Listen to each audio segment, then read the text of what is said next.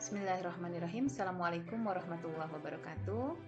Rekan-rekan mahasiswa, mari kita kembali mempelajari tentang mata kuliah Sistem Informasi Manajemen.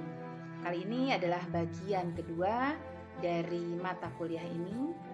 Video ini berisi materi perkuliahan yang diperuntukkan bagi rekan-rekan mahasiswa, khususnya mahasiswa S2 PAI Uninus tercinta. Saya menyajikan dengan durasi singkat, penjelasan hanya membahas garis besarnya saja, dan penyampaian disesuaikan dengan apa yang saya pahami. Apabila terdapat kekurangan dalam pemaparan, ini disebabkan karena kefakiran saya sebagai penyaji. Mari kita saksikan bersama. Saudara-saudara, pada video pembelajaran kedua dari SIM ini, lebih lanjut kita akan membahas tentang Sistem Informasi Manajemen Pendidikan. Pengertian dari Sistem Informasi Manajemen telah dibahas pada video pembelajaran pertama.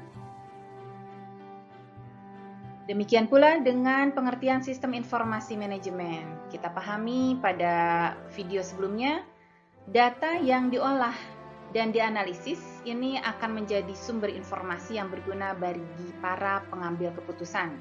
Dapat juga para pengambil keputusan ini menggunakan metode formal, yaitu menggunakan media dalam pengambilan keputusannya.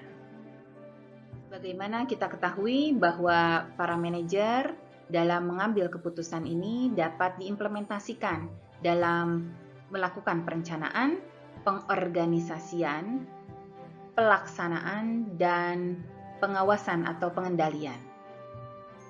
Dalam pengambilan keputusan sendiri, ada jenis-jenis keputusan, yaitu keputusan terprogram dan tidak terprogram. Untuk lebih jelas dapat dibaca dalam buku saya, yaitu Managerial Skill. Sementara dalam pengambilan keputusan ada model-model, yaitu model rasional, model administratif, dan model intuitif. Nah, sekarang kita masuk pada bahasan utama Bapak dan Ibu, Sistem Informasi Manajemen Pendidikan. Sebagaimana kita ketahui bahwa pendidikan adalah satu upaya sadar dan terencana dalam mengembangkan potensi peserta didik sehingga akan mencapai tujuan dari pendidikan itu sendiri. Pada intinya, tujuan dari pendidikan adalah pembentukan, pengembangan karakter yang dimiliki oleh para peserta didik.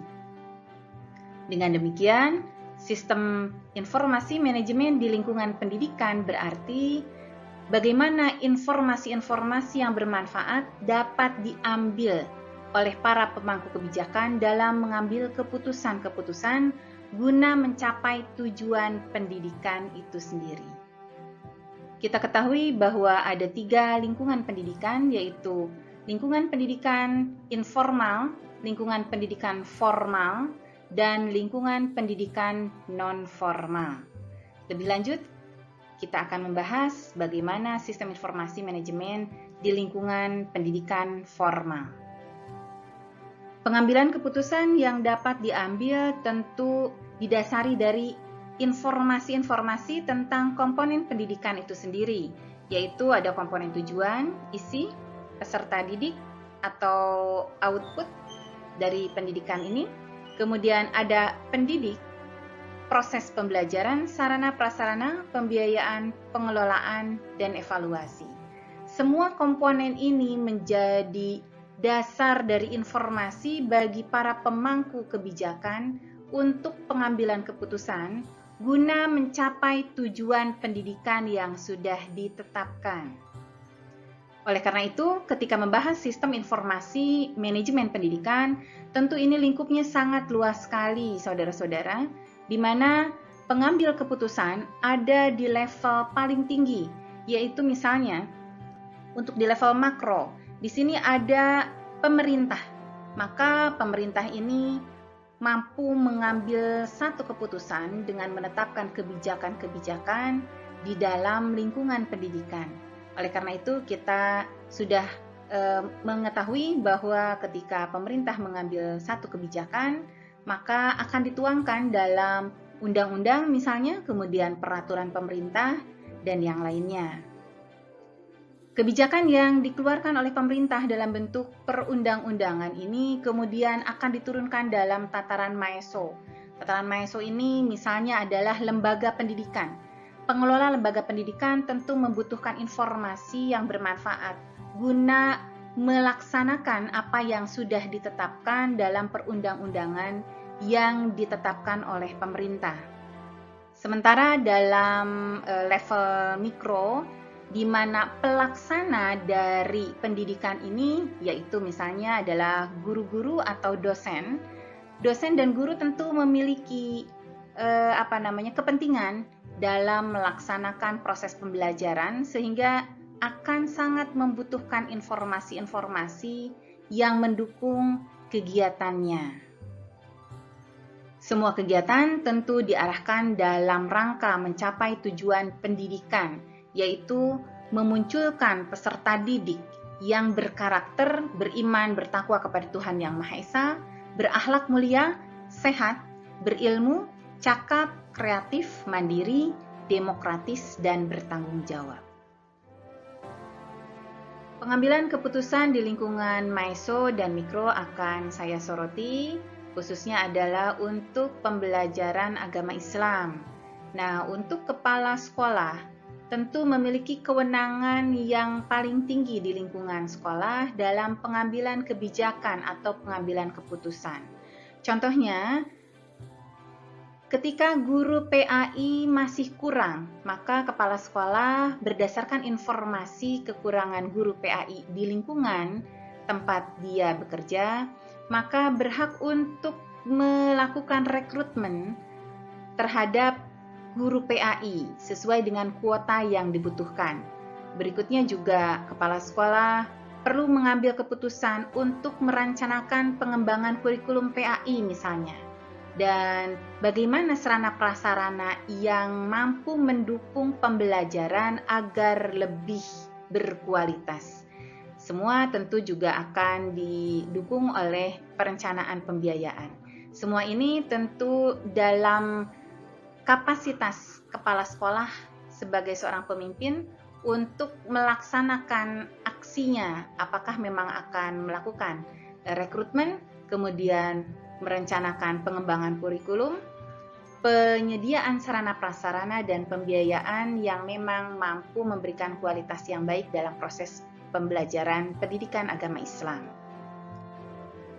Sementara dalam level mikro, yaitu guru sebagai pelaksana, guru PAI, contohnya saya kembali memberikan contoh untuk pendidikan agama Islam, guru PAI dengan informasi-informasi awal atau raw input dari peserta didik, maka perlu menganalisis kompetensi peserta didik itu sendiri dalam bidang PAI. Apakah mereka sudah mampu membaca tulis Al-Quran, kemudian mereka memiliki wawasan-wawasan yang baik dari agama Islam itu sendiri.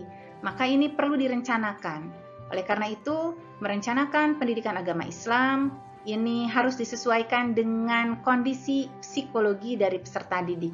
Apalagi pada era saat ini, di mana peserta didik bukan hanya di generasi milenial, namun peserta didik juga yang kita ajarkan atau kita ajari adalah dari generasi Z begitu. Nah, tentu metodenya juga dan media perlu disesuaikan dengan kebiasaan mereka pada saat ini, di mana teknologi-teknologi sudah banyak digunakan. Dan berikutnya adalah bagaimana guru melakukan evaluasi. Evaluasi bukan hanya pada level kognitif saja, namun juga harus digali dari afektif dan psikomotornya. Dengan demikian, tentu tujuan pendidikan nasional dan tujuan pendidikan Islam yaitu untuk membentuk peserta didik yang beriman bertakwa, yaitu yang mampu menjalankan hablum minallah dan mampu beramal soleh atau hablum minannas, dapat terwujud. Proses pengambilan keputusan dengan metode formal yang terintegrasi dengan IT di dunia pendidikan dapat kita lihat aplikasinya dan sudah kita kenal, yaitu adanya, contoh ini ya, ada Dapodik. Adalah sebuah aplikasi komputer yang dibuat oleh Kemendikbud. Dapodik ini dapat menjadi sarana atau media untuk melaporkan data pokok pendidikan secara online, misalnya data guru, data peserta didik, dan lainnya.